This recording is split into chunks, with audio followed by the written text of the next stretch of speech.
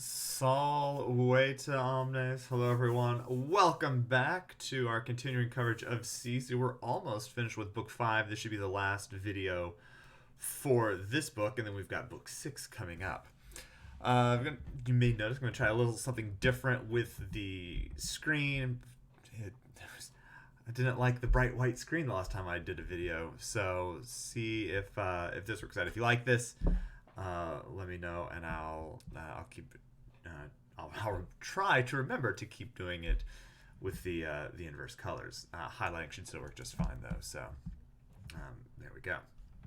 So Caesar received messages in the last video from Cicero's camp, knows what's going on, and so he is trying to gather some forces to go and help him out. So let's pick up in 47. Ora circitur tertia, ab ante cursoribus de crasia adventu certur factus, eodie milia possum viginti procadet. So, ablative of time when, on around the 3rd hour, and then we can jump to certur factus, literally having been made more certain. Or you could just perhaps say having been informed, but I like the very literal. Having been made more certain about the arrival of Crassus from the Antichrysorbis, from the forerunners, from the vanguard. So he knows that Crassus is there. On that day, Eodie, he proceeded 20 miles. We can Milia Possum. We talked about Milia Possum in the last video. Literally thousands of paces, which is a mile. All right. So Crassus has arrived.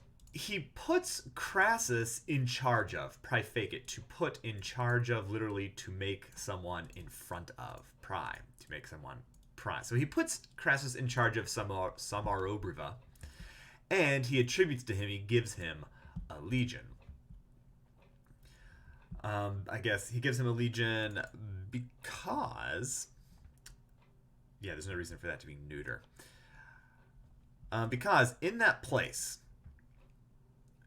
the impediments of the army, or the kind of like the baggage of the army, the hostages of the states, the kind of prisoners of war, the public letters, kind of the government documents, and all of the grain which he had brought there for the sake of tolerating the winter, for the sake of managing the winter, he left. Or he stored, perhaps. All right, so at Samarobriva, he's put all of this different stuff,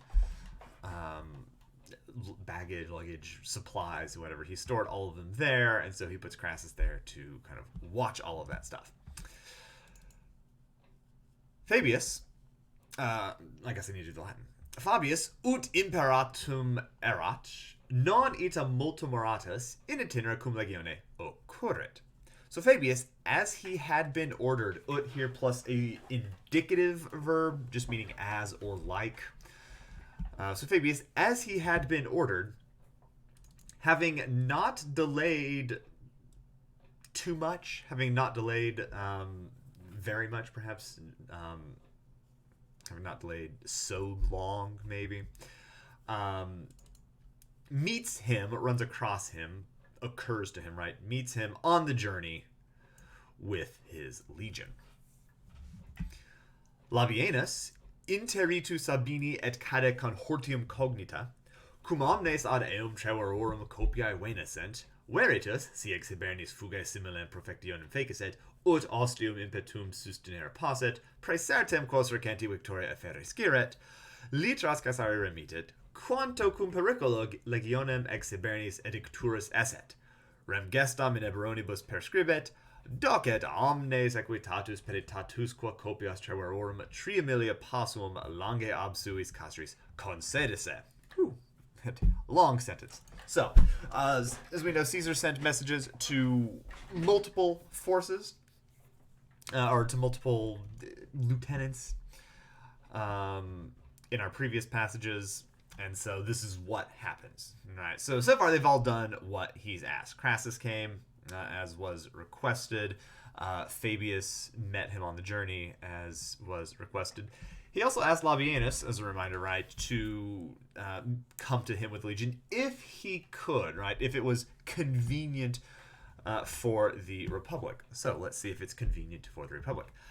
Labienus, ablative absolute. With the death, or perhaps murder in Teritu, with the death of Sabinus and the slaughter of the cohorts learned, so cognita as the participle with interitu and kaida. So with the death of Sabinus and the slaughter of the cohorts learned, here we get a cum clause. All right, so I would go with something like since, I think. Since all of the forces of the Trevery had come to him, so he's dealing with this attack as well.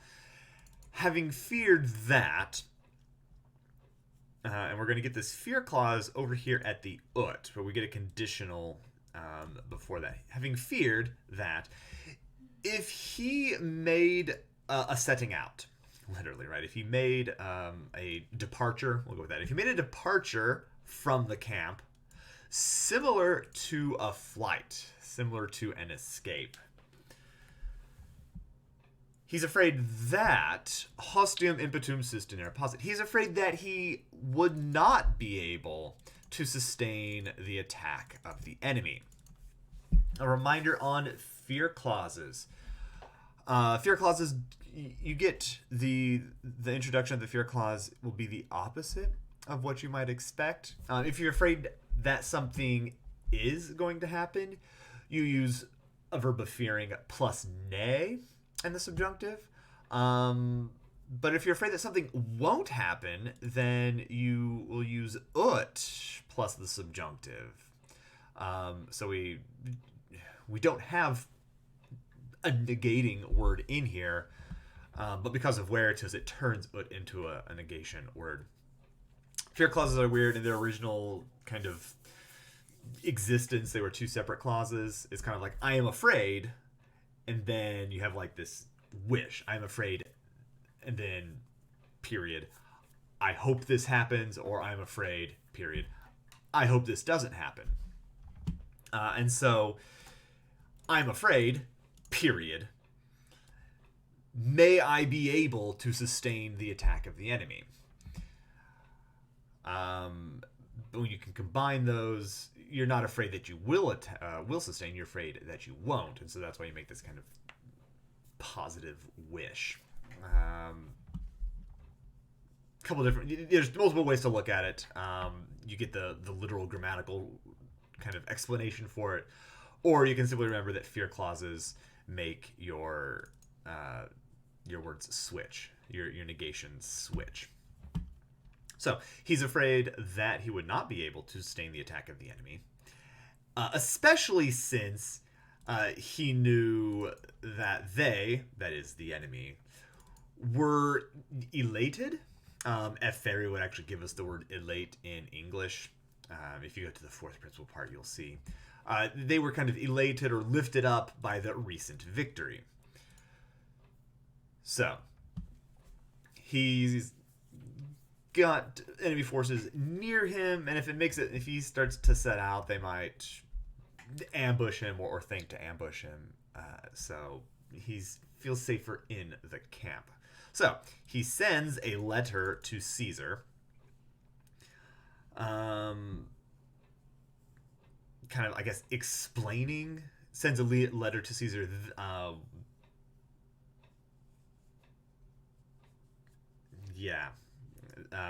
explaining with how much danger, quanto cum pericula, with how much danger he would lead out the legion from the winter camp. So he sends a letter explaining how dangerous it is for them to leave the camp. He describes the matter waged among the Eburones, and he points out or explains docet and perscribent, more or less synonymous. Explains that all the forces of the cavalry and the infantry of the Treveri had sat down, really, right? Had kind of camped from his camp 3 miles away. So he's like, yeah, this is what's happened around me. This is what's going on. The enemy is just 3 miles away from the camp. I can't really afford to leave without some sort of inconvenience to the Republic. So I'm going to stay. All right. 48. Caesar, consilo eos probato, et si opinione trium legionem deiectus a duas redierat. Tamen unum communis salutis exilium in celeritate ponebat. So Caesar, ad absolute, with his plan approved. So kind of, I think this is going with Labienus, right? Having approved of Labienus's plan. It's like, yep, that sounds like it's not convenient to set out. He, even if he had returned to 2 legions, or kind of perhaps, literally, if he had returned to 2 legions, but the idea is kind of been reduced to 2 legions. Having been dejected, having been disappointed in his hope. The word opinion comes from this, but it's, I think, more of the idea of hope here. Having been kind of dejected or disappointed from his hope of 3 legions, he returned to 2. Nevertheless, he put the only hope or the only aid of a common safety in speed. So we've got 1 shot to save Cicero. We've got to move quickly. I can't wait for it to be convenient to take 3 legions. Let's go with 2. Venit magnas itineribus in nerviorum fines. He came with great journeys, with great trips, into the borders of the Nervii.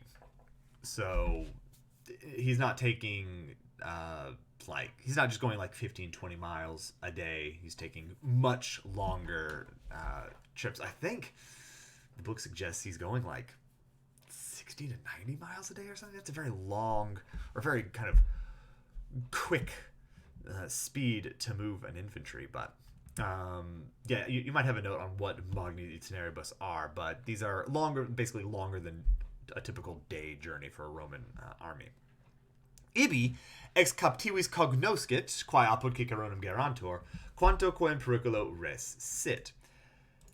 There he learns from captives, so he makes it into the Nervii. He learns from the captives what things were being done at Cicero's place, at Cicero's camp, and he learns how much danger, or in how much danger the situation is, or how much danger the matter is.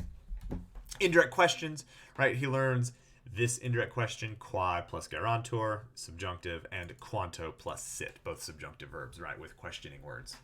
So he learns these indirect questions. Tum, quidam ex equitibus Gallis magnis primis persuadet, uti ad Ciceronem epistolam deferat. Then, to a certain one from the Gallic cavalry, actually, I say that I'm making it dative. It is dative, but it's going with persuadet, so I should go to persuadet first. Sorry. Then he persuades a certain one from the Gallic cavalry, from the Gallic knights or horsemen, whatever you want to translate eques as. He persuades him with great rewards. Uti, same as ut, he persuades him to carry a letter to Cicero. Notice epistolum here. Epistolum, the word for letter, as opposed to literos, and I think there's a reason for that coming up in the next sentence. So he orders him, uti, same as ut, just to. Indirect command, right? Ut plus subjunctive. Hanc Graecis conscriptam literis mittit, ne intercepta epistola nostra abostibus consilia cognoscantur. This epistolum, this letter, he sends written in Greek letters. And I talked about in the previous videos that a litera, right, is a letter, but multiple literae is just a letter, an epistula. However, this actually is literally plural letters, right? As in, those are some literae, those are some letters. So I'm not exactly sure what this means. I think what it means is he's sending this letter that is written in Greek letters.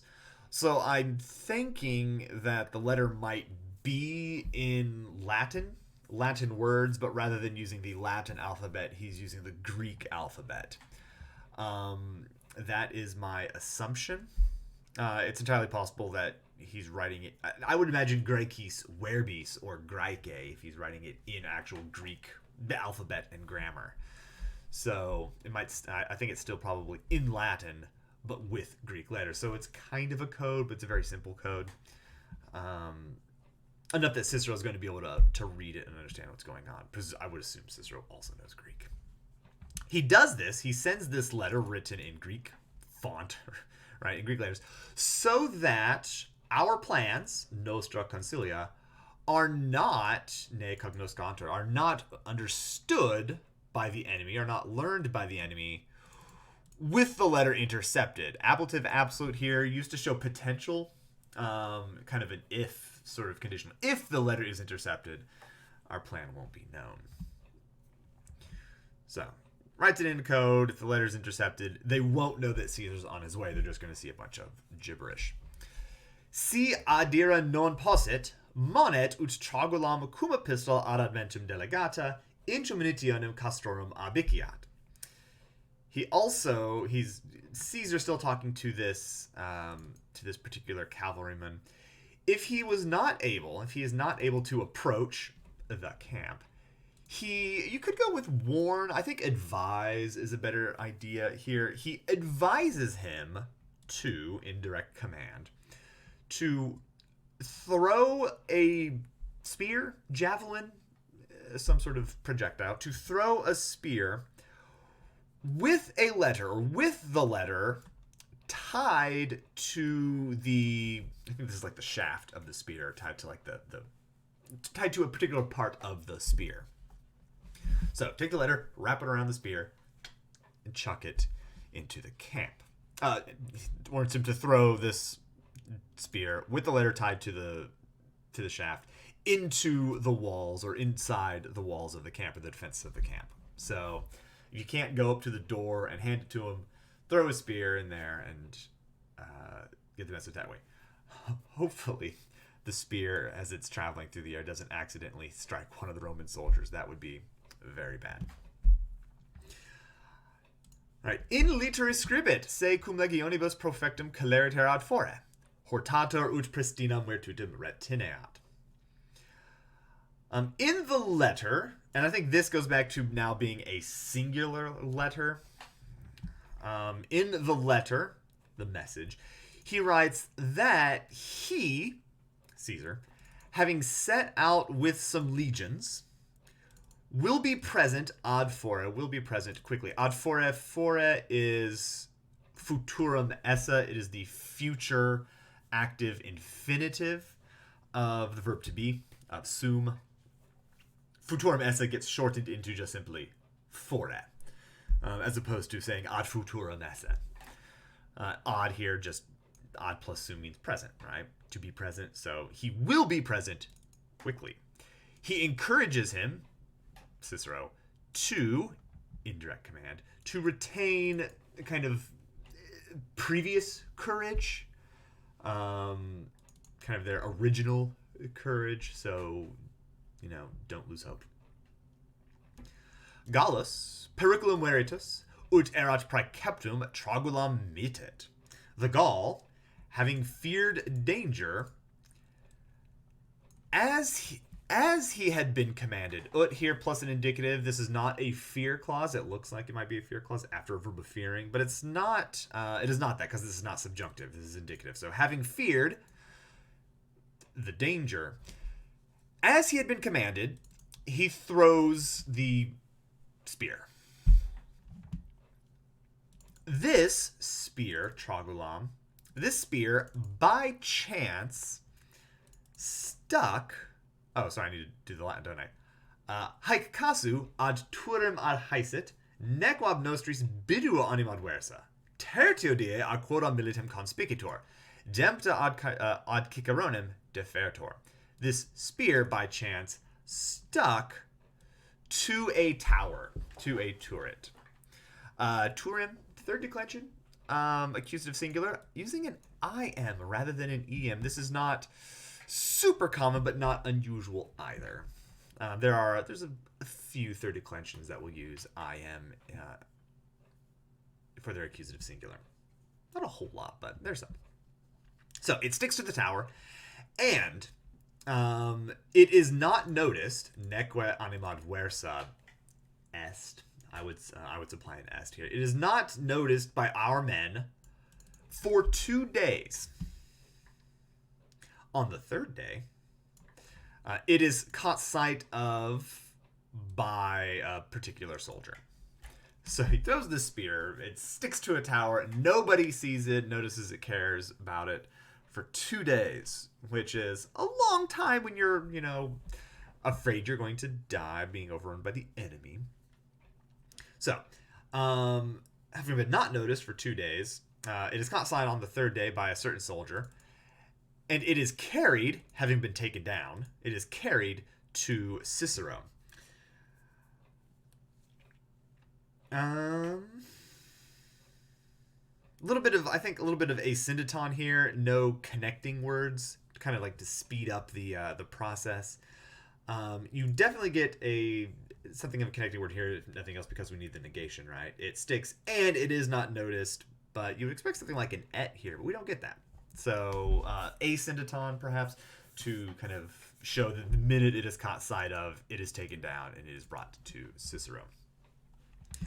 Ille per lectam in conventu militum recitat, maximaquam nes letitia adficit. Tum fumi incendiorum procuverebantur, quae res omnem dubitationem adventus legionum expulit. So that guy, change of subject, so it's no longer the spear, it's no longer this soldier, it is Cicero. That guy, Cicero, recites the read through letter in the assembly of soldiers. Yeah,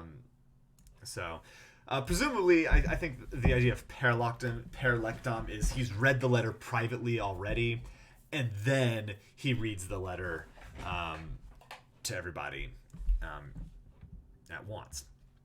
So he recites the letter, and the greatest happiness affects everyone. Advocate, third person singular, so Latitia is our subject here, affecting omnes, affecting everybody.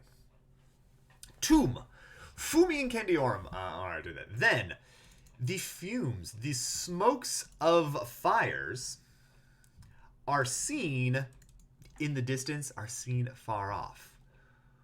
Which thing expels all doubt of the arrival, fourth conjugation, or fourth declension, genitive singular, expels all doubts of the arrival of the legions. So you get this letter, they don't know how long it's been there. They get this letter that says, hey, Caesar's on his way with the troops. And they're like, cool, when? And then they see fires in the distance, like, that looks like Roman fires. So I guess they can tell it's Roman fires. I don't know. But they're like, definitely somebody's coming. Let's get ready for being saved. So, all right, that does it. That does it for the video. That does it for Book 5 of Caesar's Gallic Wars. We just have Book 6 left to do in Latin, and then we'll be done with Caesar. As always, if you have any questions, let me know. I actually kind of ran through those sections pretty quick. I felt like they were relatively easy. Not a lot of complicated grammar per se, a little bit with the fear clause, but If I went too fast, if you want to understand why something is the way it is, why it fits together, and I didn't make that clear in the video, let me know in the comments below. Hit me up in class, hit me up in email, and I will definitely answer anything I can. Thank you for watching. Have a great rest of your day, and I will see you all in the next one. While later.